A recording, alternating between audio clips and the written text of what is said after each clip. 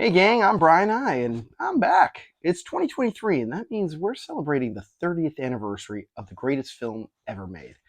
Before we get into the video, quick bit of housekeeping. As you can probably gather from the fact that I haven't made a video for this channel in like 2 years, my plan to continue my collection deep dives never really panned out. Logistically, it was just too complex an issue to solve. For one, I haven't had a lot of free time with a full-time job and two full-time toddlers. For another, the process by which I would retrieve pieces of my collection would have involved trips to a storage unit, tossing about blindly in bins that are literally topped up with Jurassic merchandise, just to find what I need, then reorganize the unit, return home, film the video, then try to return whatever it took out. It's a Herculean effort that I just don't have the time or the energy for. So until the collection is on display again, I have to pause my deep dives indefinitely.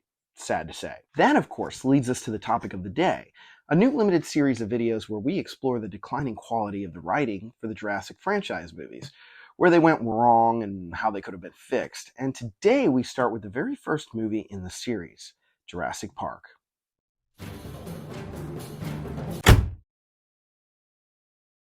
You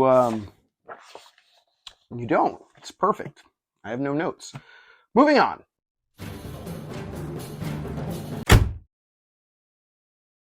So naturally, we start with Lost World.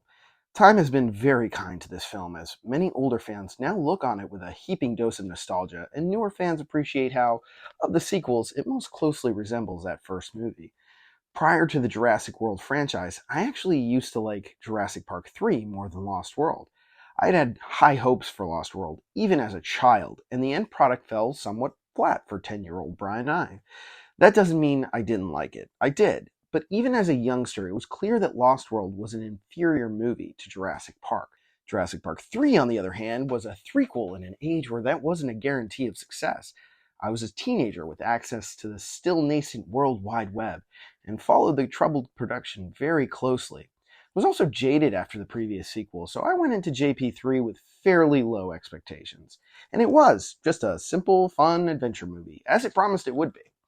I've now, in recent years, come around on Lost World and see it for what it is, the best successor to the first movie. That does not, by any means, absolve the film of its many, many missteps, because while the franchise is built on Jurassic Park, the storytelling decisions in Lost World have arguably larger reverberations throughout the rest of the franchise, particularly Jurassic Park 3, which has to contend specifically with the world-altering knowledge that dinosaurs exist again, though it does that very poorly. And it seems to me nearly all of the problems with Lost World can be traced back to two major decisions made by Steven Spielberg, which were deviations from the novel on which this movie is based. This is already a very long video, and I imagine if you're watching this, then you're at least passingly familiar with the plots of both the film and the novel. I highly recommend that you experience both fully to truly get the most out of this video. But in case you need a refresher, visit the links in the description for the cliff notes on the novel and a rundown on the movie. So,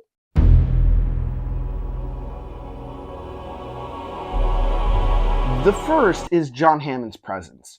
In the novel's storyline, Hammond is killed near the end of Jurassic Park, so he has no role whatsoever in the follow-up. This allows for a mystery the main characters need to solve about where the aberrant forms washing up on Costa Rican shores are coming from.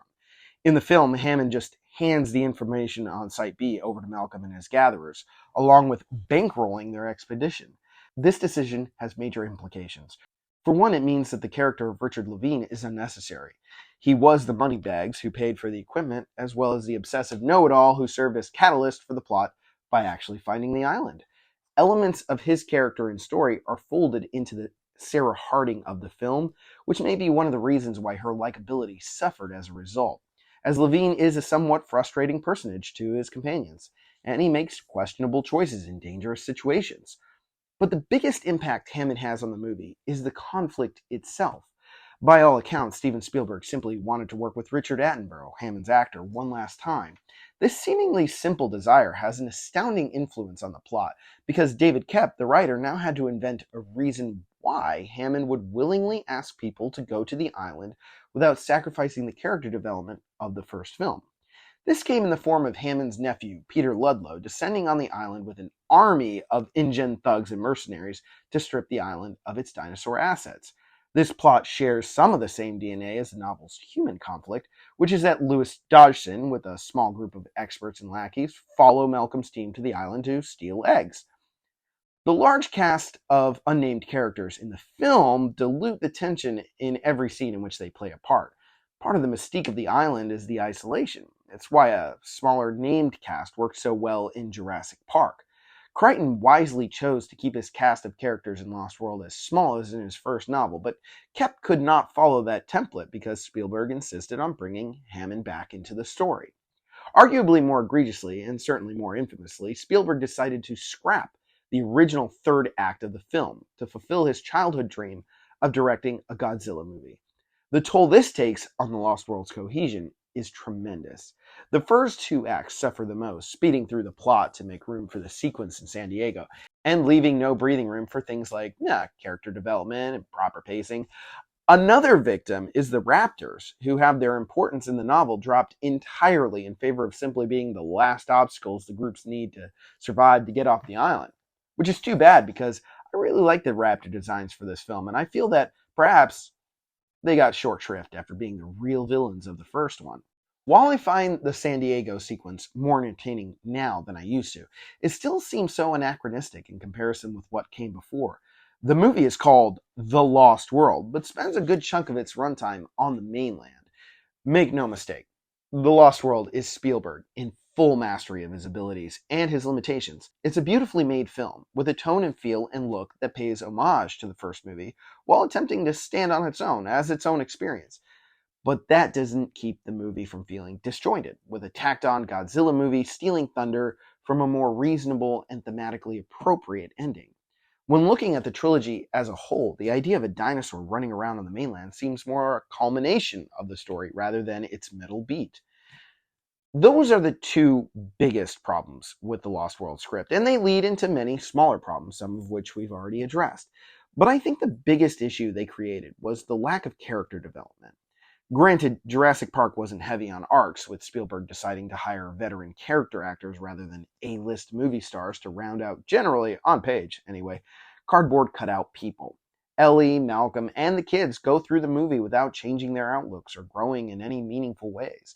Grant and Hammond, however, do in fact have character arcs that even carry over into subsequent films. But who gets an arc in Lost World?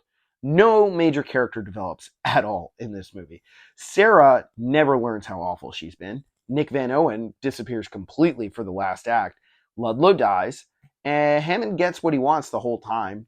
Kelly learns confidence in her skills, I suppose. The film seemed poised to show Malcolm learning to become a more present and attentive father to Kelly.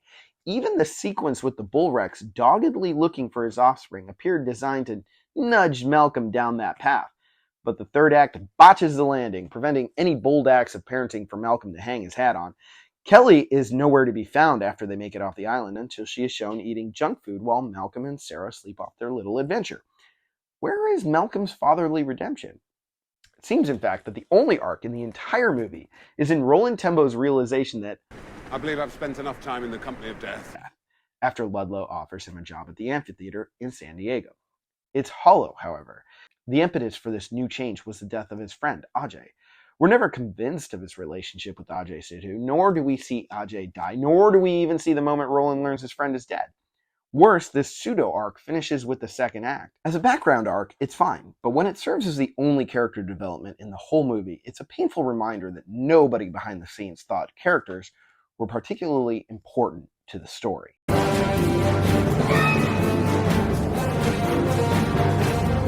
Okay, full disclosure. In considering this topic, it occurred to me that it might be fun to take it as a writing challenge and actually put pen to paper, so to speak. So I am in the process of writing a screenplay based on the ideas I'm about to present. So what can we do to fix Lost World, to make it a worthier successor to Jurassic Park, and the launchpad for a new storyline of sequels? Let's break down the major bullet points first before we get into some finer details. We can start with killing John Hammond. I know, it seems brutish and even a little sacrilegious, but I believe it's for the betterment of the story that he not be the one who sounds the call to adventure. Nor can he stand idle while Malcolm and his team search for the source of the aberrant forms, remaining mum on everything without betraying the character he became in the closing minutes of Jurassic Park. In this story, Hammond will die of natural causes before the movie begins. This means we can peel out the bad parts of movie Sarah's character and apply them to a character with a potential arc, a version of the novel's Richard Levine. More on that in a minute. First, I want to address our main character. A motive as trite and straightforward as a rescue mission for his girlfriend feels unworthy of the Ian Malcolm character in some fundamental ways, so I would like to propose that his desire is more academic, as it is in the novel. But instead of the more vague notion that he would like to study extinction, let's try to reintroduce some old ideas for funsies. One of the concepts from the Lost World novel that was dropped from the film was the DX virus, which ended up being a disease composed of prions, fragments of protein capable of making the dinosaurs and people sick.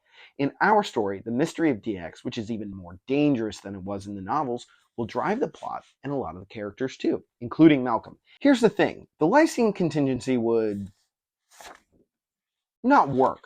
No vertebrate animals are capable of producing the amino acid lysine, so we all need it in our diet.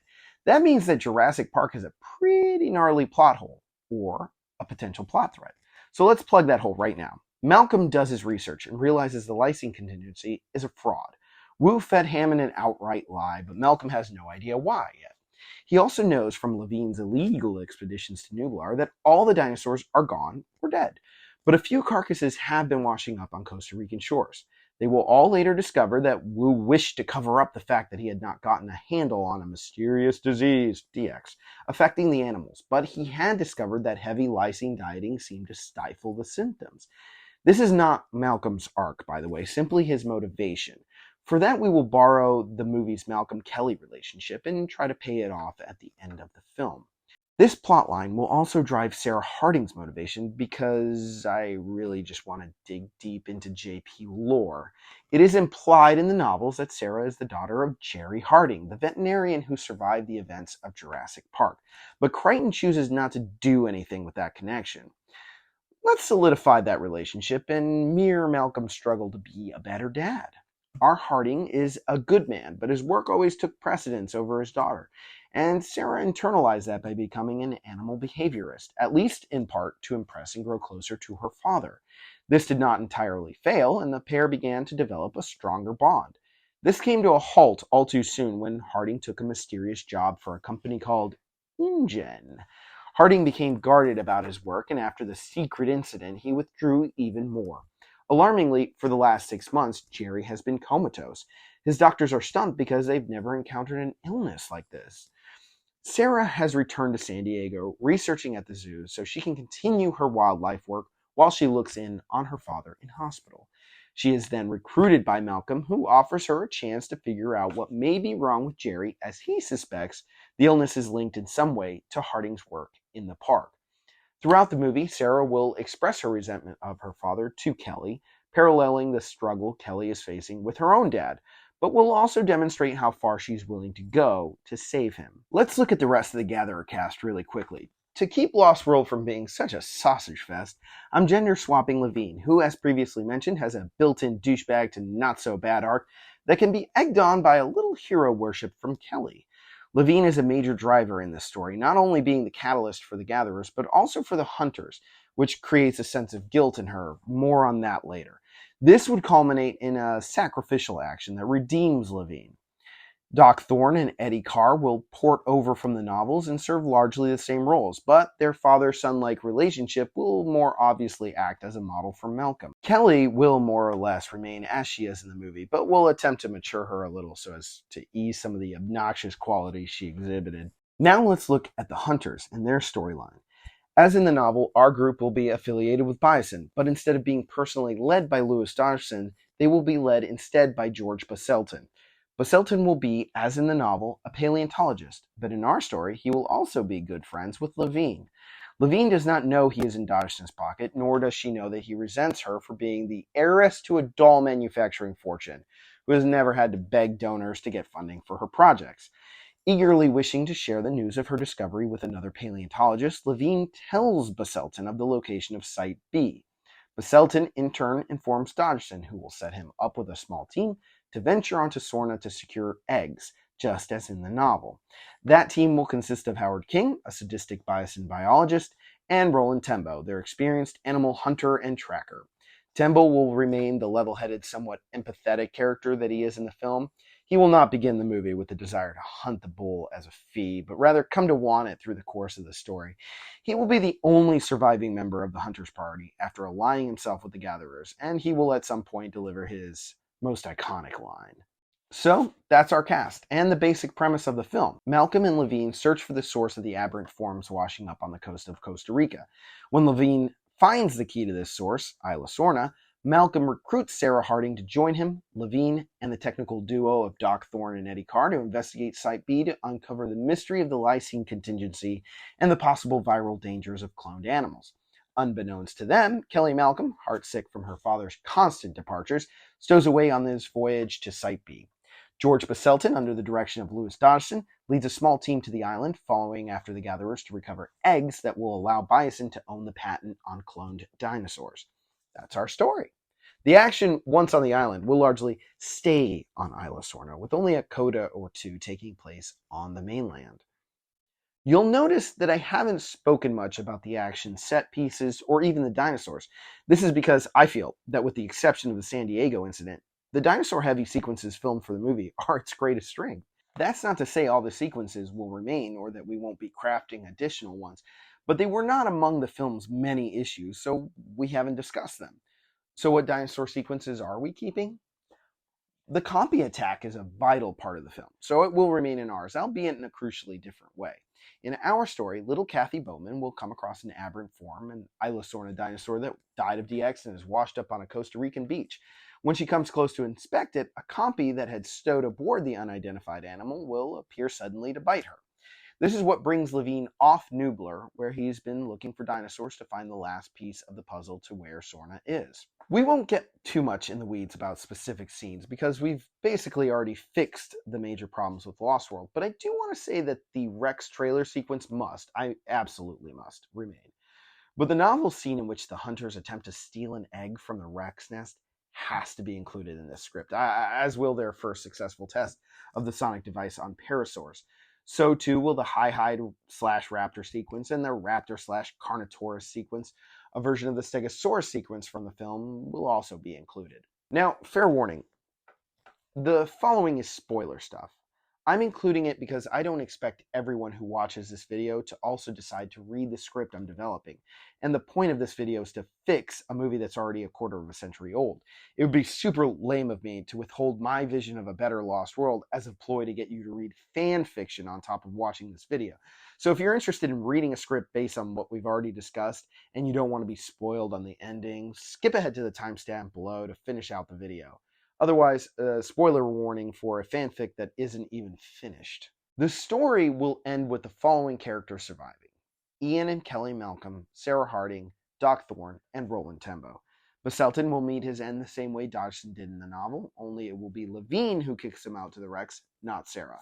Levine will shortly after offer herself up as bait to the Carnotaurs to make sure the rest of the crew can live, saying something like, "Tell the kid, Kelly, I'm sorry," before running off. Both King and Eddie will suffer the same or similar fates as their novel counterparts.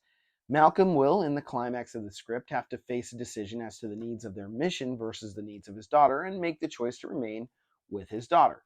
The Gatherers will eventually find their way to information within the still working intranet of Site B, just like in the novel, that will properly identify DX and how to treat it in humans.